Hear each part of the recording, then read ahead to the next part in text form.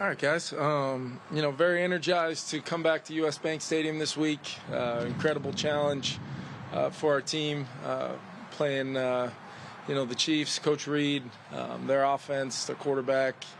Defensively, there's, a lot of strength all over their defense. They play fast. Obviously, Chris Jones up front. So it's a heck of a challenge for us, but one I think our team is looking forward to preparing for, and most importantly, getting back in front of our fans and trying to put on a performance that hopefully is in alignment with where we hope the rest of the season goes. Kind of keep you guys updated about injuries throughout the week, but I'll turn it over to you guys. How much did you look at Sunday as, I guess, being indicative, a springboard, so to speak, of where this team can go? How much can you take that from one game?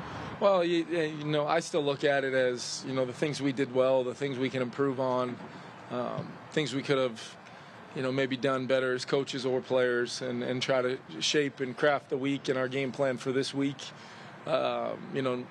Just trying to figure out a way each and every week to prepare this team the best I can, alongside our other coaches, and have our players own the plan and own how we want to play philosophy-wise, technique, fundamentals, schematics, all those things. But yes, Ben, I think getting a win on the road in the NFL, anytime you do it, regardless of the circumstances, you feel like it can be a springboard for you. But that means nothing if we don't go out and have a great week of prep and feel like we've earned the right to hopefully get an opportunity to stack a couple good performances together. Think of about a Steve Spagnuolo defense. Like, what themes come to mind? Yeah, a lot of pressure, a lot of different looks, disguises. They utilize all their personnel really, really well. Got a lot of really good young players at all three levels of the defense, and 95 is one of the premier, if not right there with Aaron. It's him and Aaron as far as like the premier guys. Our league has so many talented interior D linemen right now, but he has clearly established himself as a game wrecker type, and we've got to account for him. We've got to know where he is. We've got to have a plan as best you can, but with what they do such a good job of is causing so many other things that you've got to be aware of around him and around their whole defense. So a heck of a challenge. We've got to give our guys a good plan, and that's where practicing being at our best and really honing in on what that looks like starts in about 15 minutes here. But do you expect Garrett Bradbury to get close for this Yeah, weekend? he's going to practice today. Not sure. You guys will, once he's had that work, we'll kind of be able to designate what kind of work he had. And then we're just going to take it a day at a time with him and hopefully progress throughout the week to where he's available this Sunday. Coach, with Jared McKinnon, obviously he started here and then was kind of hurt and now has done really well with Kansas City. Like, what type of challenge does just his style of play or running back? Yeah, he's just so versatile. Really a dynamic route runner, catches the ball incredibly well. Very good gun runner, which fits with how they want to run the football as well. I really see him as a 3-down to kind of back, especially when you pair him with those other two guys and all that they can bring. I've always been a big fan of his, throughout my time in the league. And, you can see how he fits with all the different challenges they present on offense. He's another, weapon for them offensively. Tight end position really kind of evolve even since you were coming out of the draft. The way that teams work the ball to them, the way that they put things in. How have I seen it? Yeah. Oh, I think, the challenge this week is the perfect example. Every single snap, first, second, and third down, Travis Kelce is, you have to know where he is, and there's a great chance wherever he is, the intent of the play is probably to involve him in a pretty significant capacity. So defensively, we got to know where he is, like I said, have a plan. And even when you have a plan, you defend it well. That's what makes the combination of Patrick and him so dangerous, is because you can defend a play for 99.9% of it, and Patrick's ability to extend, threaten every blade of grass on the field from every arm angle possible, in and out of the pocket, and then the me to you factor that those two guys have, where it's very clear sometimes what route 87's supposed to be running, and he runs it. And then what happens from there is what makes these guys so difficult to defend, because, like I said, you could do it exactly how you coach it. Great defensive call from Flo, and they're still going to make some plays against us. And that's where it's the next snap mentality. How many times can we just have all 11 guys doing their job in the call, and and try to win some of those all the way to the whistle, because that's what you got to do.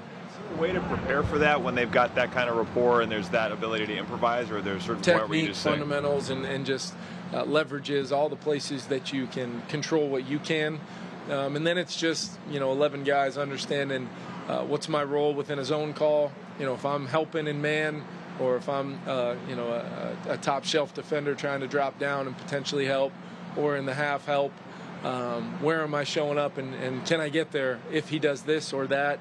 It's all based upon that, and how detailed and thorough can you be in controlling what you can, and even then, like I said, that's 99.9 of it, but that last little bit there is what makes these guys so special.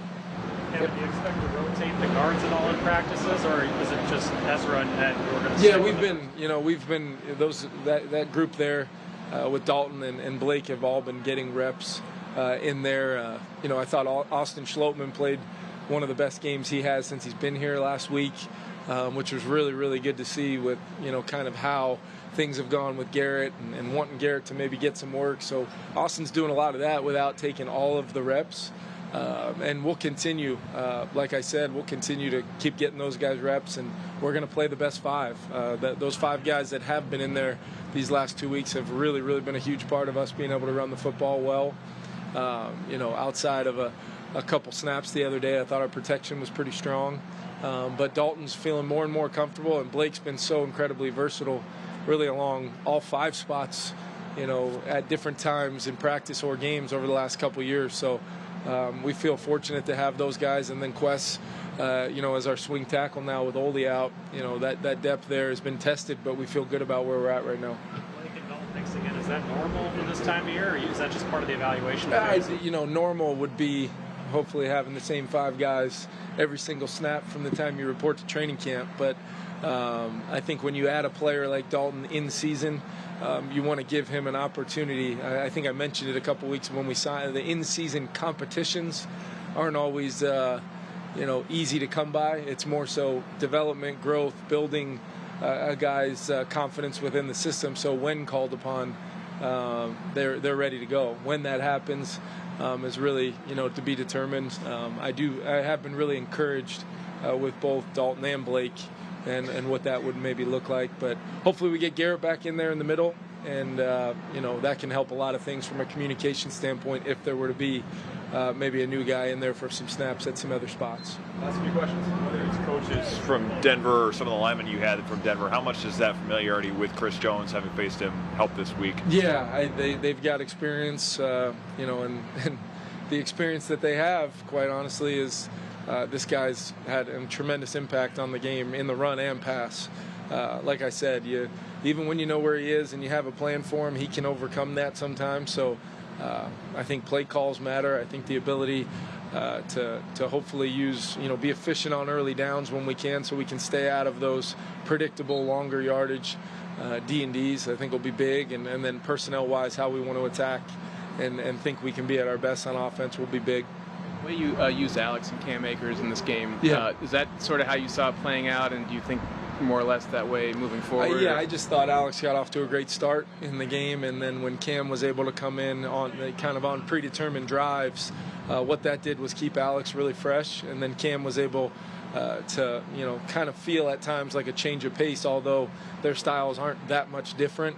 But it was great to see Cam in there. I think he ended maybe with like an 8-yard average or whatever it was. And then Alex was running incredibly well. I think, I really wanted to get him over that 100 number there in that 4-minute situation, but there was about 14 guys up around the line of scrimmage. So if you know how to get him over the century mark there, Kev, let me know. But I just thought both of them, the way Mod kind of rotated them, and then I still like the idea of getting Ty some touches, with his speed and explosiveness.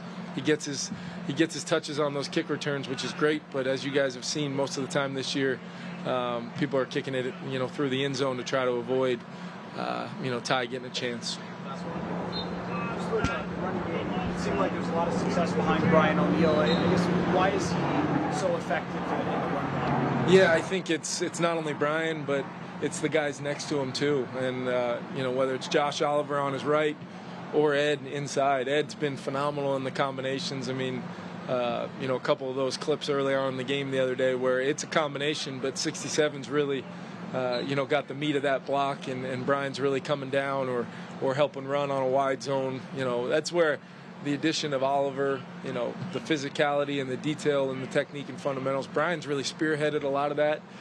Even in walkthrough not too long ago today, you just hear him talking through things with the guys. Hey, this is how I'm going to hit this block if they're lined up here. This is where I'm going to go on the second level, so be ready for me to, give you a little something and then climb quickly. Like, that's the thing where you feel the captain. You feel, it was time to steady the ship and run the football better, and Brian's been a huge part of it.